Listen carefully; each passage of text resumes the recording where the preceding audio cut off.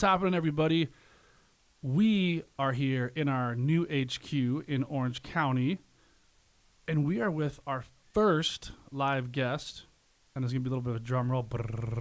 It is my man, Travis Rosser. Awesome. Thank you. Super pumped to have Travis here. Really close friend of mine. He has built some really cool stuff we're going to talk about. We're going to talk about Travis's past. We're going to talk about his present. We're going to talk about his future. We're going to talk about his book that's absolutely doing really, really, really well. And I'm excited. I'm excited to have the first guest here. I'm excited to be here. We got cameras rolling. It's going to come out on YouTube. It's a beautiful space. We got the lights. It's going to be fun. Very fancy. So, Travis, my friend, for the people that don't actually know you or haven't seen me, I've been posting about Travis for a while because I really want everybody to go get his book. I want you guys to hear his story from his perspective and why it was so important. When I first met Travis, I was in an interesting place in my life. I was very much in a pivotal place of a big, deep shift that I was kind of going through. And I met Travis and I instantly connected with him. And then we actually shared some of the same stuff that we kind of went through as kids. He was a stutterer. I was a severe stutterer as well. Yep. And we talked about what that did to us as kids and our confidence, and then how we kind of flipped that into more of a superpower than like a huge hindrance. So if you want to kind of walk them through your backstory. Okay.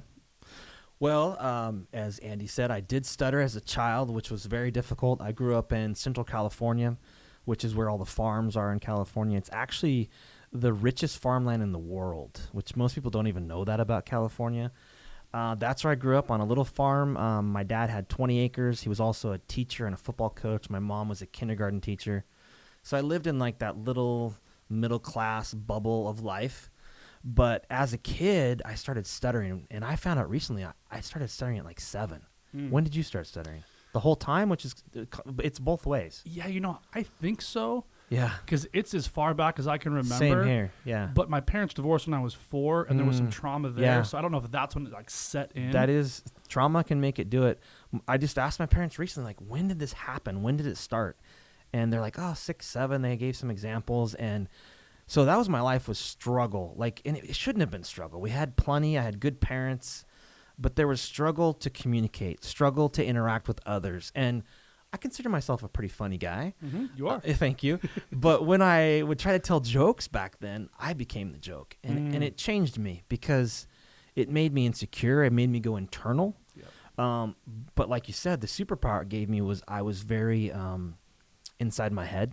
And eventually that was a great thing because I would ask questions and I would wonder and I'd pray to God like crazy. Mm-hmm. And we had this farm that I grew up on. And every day after school, that was my oasis. Because all day at school, I'm getting made fun of, or I'm having to read in front of the class. And I'm like, ugh. It's the worst. Like my kiss of death. It's man. the worst. I don't know why that is just like, even to this day, sometimes I freeze up. Especially if I have to teleprompter shit. I hate that. I'd much rather just speak from the heart. Of course. Well, as you should. Yeah, exactly. And so I'd come home, and I'd get my dog, and we'd go hang out on the farm. We'd build stuff. I'd build forts out of hay bales. There was this. I tell this story all the time because it's pivotal in my brain. There was this big irrigation pipe that had broken, and so it leaked all summer. This water, and it created like this little creek on the farm. And my dad never fixed it for some reason, and so I went there every day, and just took a shovel and I built things along this little creek. I imagined a world where I lived on the river because in my hometown, having a home on the river is a big deal. And my parents are very middle class. However, they struggled financially, which I think some people can relate to. They weren't poor, but they had a poor mindset. Paycheck to paycheck. Yep. Can't make it. Credit. Why are they have more than us? We have nothing. And so I think the struggle of that and the desire to figure out money is what drove me to here. And in the book, I talk about it. And I didn't even know this until I wrote a book. It's crazy. Yeah, how you start to put pen to paper. Yes. How it triggers past emotion. Well, and it allows you to connect the dots that you've just been living, And that's the biggest thing I say now is stop connecting dots. Don't do it. Just collect dots. Collect them. When you look back, they'll make sense. But that's one thing I want to get better at is collecting new dots, new opportunities, new relationships, and also realizing which dots are not important. That's a really good point, and I really want you guys to pause and soak in what he just said in case you missed it. Yeah. Stop connecting the dots. Yeah. Collect the dots. It's data. Mm-hmm. That's the metrics of your life. Yeah. They're not good, bad, right, or wrong. Yep. They're yours. We're heading into one of the most pivotal decades in my lifetime, mostly just because of the metaphor it represents, 2020. Mm-hmm. We're going to hit next year and have a real opportunity to look back. Mm-hmm. And you're all going to have 2020 on it. So make this year, like, I don't want to be all cliche, I know. resolution bullshit, but make it matter. Like, don't take anything for granted, whether it's a relationship. I was at an event one time, and I'm in the bathroom, and this guy walks in to use the restroom, this older gentleman. I thought he was homeless. I helped him. He was trying to put a tie on, but in my mind, I'm judging. I'm like, did this guy just stumble in here to use the restroom? I mean, that's cool, but he was the next speaker. Yeah, and he was this expert on, like, Bible, like, legends and stuff. He was a genius, but he was he's messy, and that made me think. A lot of geniuses are. I know, and I'm like, stop judging, because you never know what that relationship will mean to you or to them. It's a huge part of my message, and Yeah. I like to treat everybody the same. Yes. If you're homeless or if you're a billionaire. Yeah. Because there's a lot that can happen between that conversation. Yeah. You don't know if that person that you just helped, Yes. his wife or his, like, whoever in his life might run some really big stuff, and because you helped them, Yeah. like, that opened that relationship. Of course. But it's just being a good person. Well, yeah, it's not about the selfish stuff. You No. can live that way, but thank God finally the social media bullshit filter's starting to wear off. Finally. And authenticity is currency. Like, that's reality. But if you think of it like this, like, what if they're a dot for your life, or what if you're a dot for their life? Well, You need to connect. I couldn't agree more. And that's the way I like to look at that stuff is you don't know how it's going to help you or how you're going to be of service to them. Yeah. And it's not that, like, you should be nice to everybody to get something. No, you can't. No. Not anymore. You should be nice to be nice because it's part of your DNA. That's right. Because I think the dot metaphor is important, and this is going to go on a big tangent, but I believe that we were created. You know, we live in a creation, been created by a creator, and then I believe that all of us are connected even though we don't know we're connected, similar to cells in the body, similar to what the internet is proving to us, how connected we are. And so I think the more open we are to that, the more miracles we see in our life. 100%. Because then stuff flows through you better. And you're all part of this big, beautiful, creative creation. Energy. And we are all energy. I firmly believe, and some people think I sound crazy, but I've done a lot of research on this. I believe we're all connected. Yes. And we're all these mirrored images of each other having a different human experience. Yeah. So, like, I'm you and you're me. We're just sharing the experience. Yeah. And when you can keep that in the back of your mind, you have a deep level of empathy for everybody. Yeah. The hurt, the healthy, the successful, the unsuccessful, because that's just me living a different experience, you know, but we're all connected. Yeah. I also believe that when I share my struggle, when I talk about my struggle, when I talk about, you know, what I've been through, what I accomplished, I'm not only helping other people, and this is pretty trippy. Yeah. I believe somehow in the way that this universe works, I'm speaking to myself 5 years ago, 10 years 100%. ago. It's the only way I can think, because I believe in God. And if God lives in infinity, that means there is no timeline. Time is here because of Earth and the moon and the sun, We created universe. time, Yeah, exactly. But so when I share, like what you do all the time, and, you know, that's why I love podcasts. I love sharing what I'm learning. I love speaking out new truths that used to be either fables or lies to me, but now they're like truths. Hard fact. Because I feel like it's almost like it hits myself 10 years ago, 5 years ago, because my life shifted over and over again in big ways. So, But that's living. I know it is. I would freak out if that wasn't my life. Yeah. I mean, I've been in totally different careers as you have. Yeah. And just these different phases. And just by living, you're going to be in different phases of your life. I was very different at 26 than I was at 36. Oh, yeah. You know, married, kids, multiple businesses. You're in a different space. You're in a different chapter of your life. Yeah.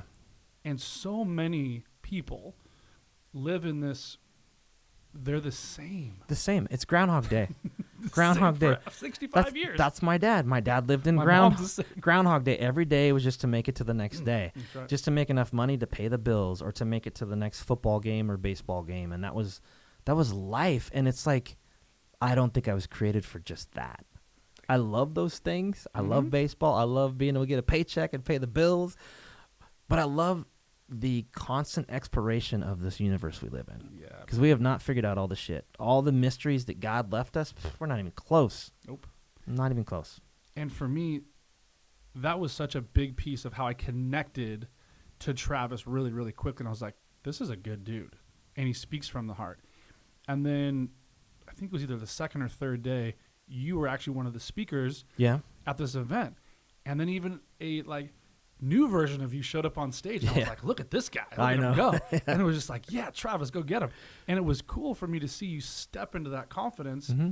And then as soon as you left stage, you were still the same person, still full of confidence, but you were still cloaked in humility, and you were just a humble, good person. That's why you were the first person that reached out to me, like, I want to stay in contact with this guy. Super, super good human being. Thank you. I appreciate that. And I feel the same about you, dude. Yeah, thanks, brother. I appreciate it, man. Yeah. And so for me, that's my message. It's being around people like yourself that want to help. It's not just come to my mastermind and take my $20,000 and I'm going to wish you luck. Yep. And I'm going to, give you some crap to chew on. Yeah. It's global shifting, global changing. That's why your book is amazing.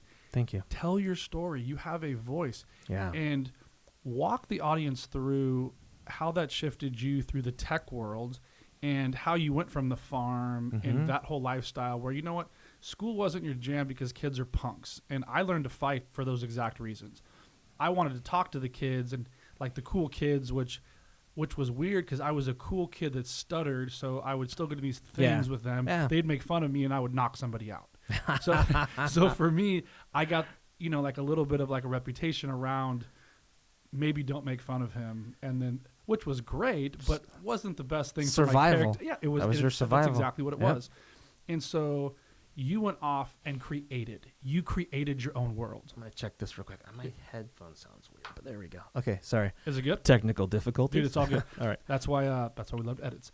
So you created this world with you and your dog and your shovel, and you created this world that was yours. Yeah. And that is where, like, I believe entrepreneurship starts. Oh, yeah.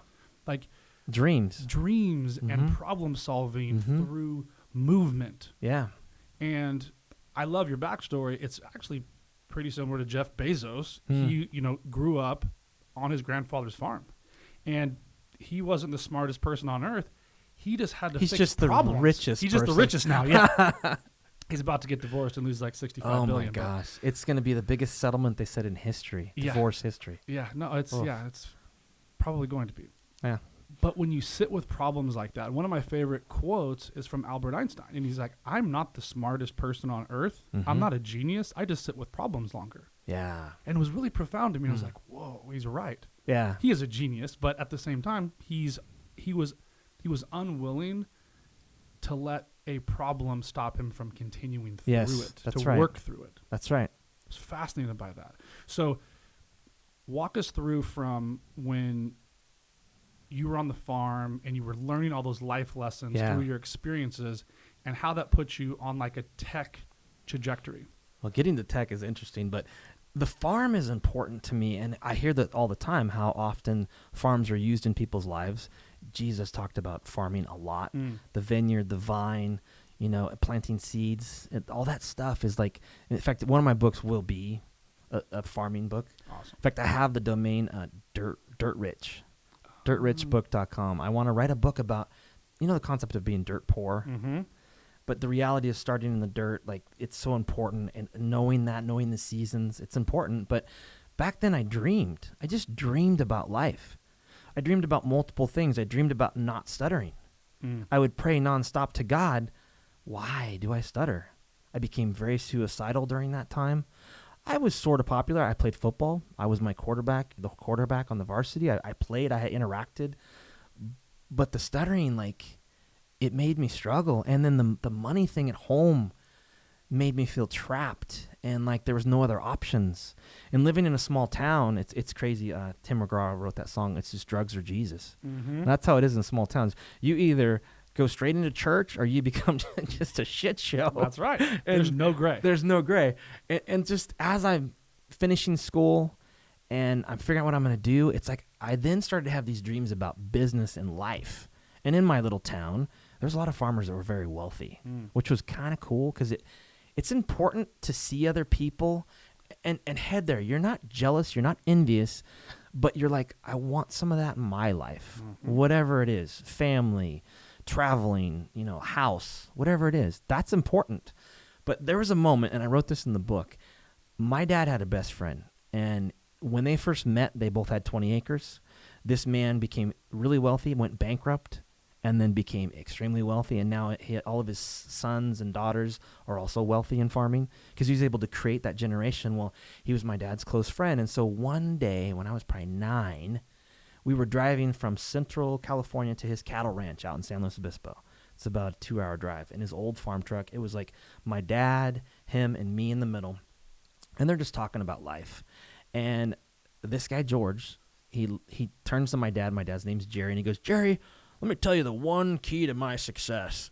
And my dad is a talker, small town talker. He loves to talk. And he interrupted him and told him some story about football. And in my mind, I'm like, I want to know that. what was he going to say? And because of my stuttering, not be able to talk, I didn't say anything. It just sat with me. And you were excited, and you probably tried to say something but locked, and then you got embarrassed. Oh, yeah, totally. I'd probably done that enough to where I said nothing in that moment. Right. And so the awesome thing is I met him again just recently. He's now in his 70s. So you're talking 30-something years after I meet him. I'm like, George, you're not going to remember this. But this happened. I asked you, or you said, what was the key to my success? And my dad interrupted you. What do you think you would have said?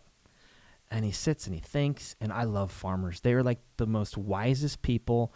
They talk just with intention. No words are wasted on a farmer. Agreed. I'm probably going to use an accent, but we're not from the South. But he's like, well, let me tell you, I probably would have said, go knock on the door, and then knock on the door again, and then even pound on the door. But if it don't open, go find another door. And I was like, oh, that's good advice. Don't waste your time on the nose. Yeah, exactly. And I think that was cool to see that, but that set me on that journey, like trying to figure shit out. And miracles started happening in my life. Stopping stuttering was a miracle. Right. I mean, you hardly ever stutter at all. Most people would never know. I have no idea why it stopped. It just did. I don't take credit. I didn't do anything special. I know God just said, boom, that season of your life is over. And I'm grateful for that. Same thing with the finances. I mean, I eventually made it to the point where now I'm a millionaire. I sold my company for millions. That was amazing. But it was this journey of exploration and trying to figure things out, always having a vision.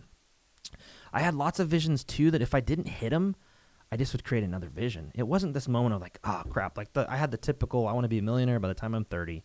Some of these kids are like, by the time I'm 20. And I didn't hit that. But by heading that direction, I always was able to expand and see opportunities and then eventually get into technology. It's crazy to think I grew up on a farm, but then I became really good at technology stuff. Yeah. And I don't know why it's like that. I think sometimes it's just our DNA. It's the things we like.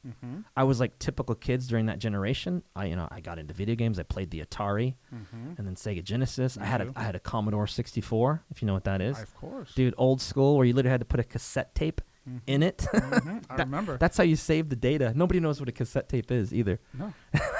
No, of course not. Yeah.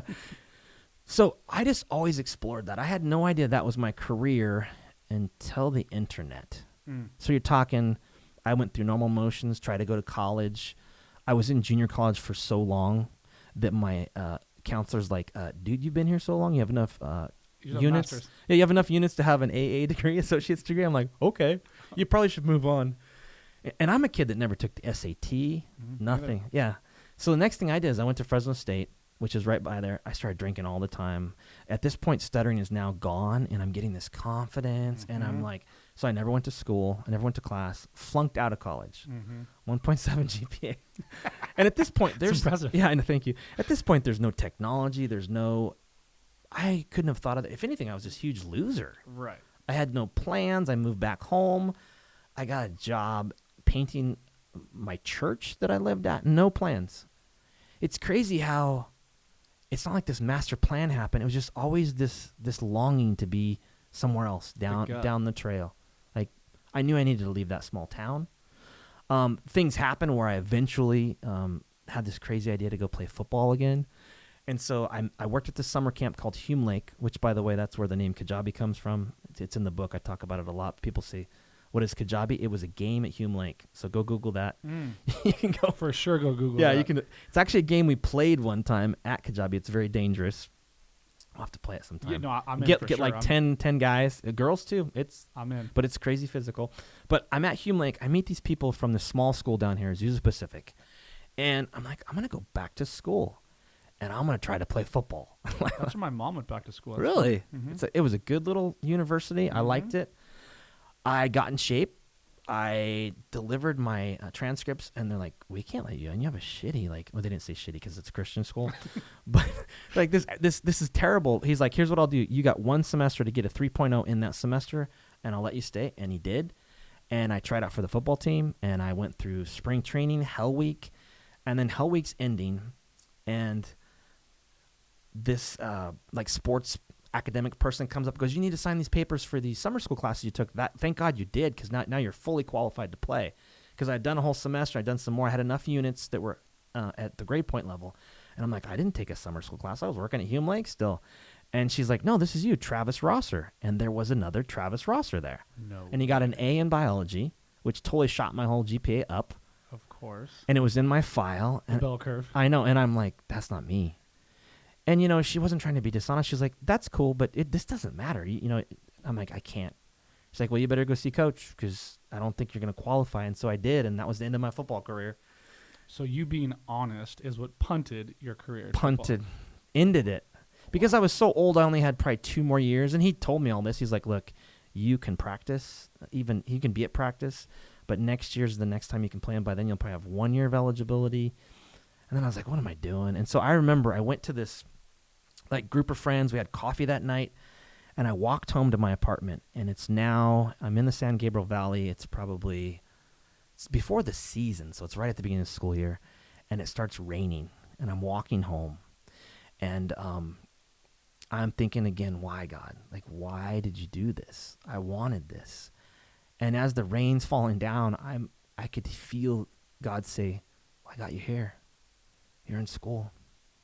And that was huge. I could feel it in the room right now. It was like a miracle. And so from then on, I got heavily involved in business. I threw myself into the business school. I helped found a business fraternity. Oh, wow. And that was the beginning for me. From there, I could keep talking, but I know, but I love these stories. All right. And that's and that's the thing. You don't, and it's exactly like you said earlier. Stop trying to connect the dots. Yeah. Collect them. That's right. Yep. And I love the story. And I forget where it's at in the Bible, but it's I think it's Jesus steps in the sand and there's 4 of them, and then all of a sudden there's 2, and it's why did you leave me? Yeah. I didn't leave you, I was carrying you. Yeah, it's the footprints in the sand. Yeah. Exactly. I always get goosebumps even talking about I know. because I've had those times in my life when I'm like, what the fuck? I know. I was carrying you. In fact, if you're listening to this and you're questioning God, go watch the movie The Shack. Have you ever seen The Shack? Mm-mm. Go watch The Shack. I'm gonna watch it tonight. It's this crazy story. It's a fictional story. Is not true, right? I always get that nonfiction, Me too. fiction, whatever. It's not a true story, but it's written like it is. And this guy, his daughter gets kidnapped while they're camping. It's a terrible tragedy in his life, and so he just turns from God. He's like, "Fuck it, I don't want to be." Oh, you're gonna have to edit that. Oh no, we drop bombs here. This became explicit. we get explicit on this thing. So he said, "Screw it," and this crazy thing happens where God contacts him, this letter, and says, "Come meet me." And it's at the place where they found blood, this shack.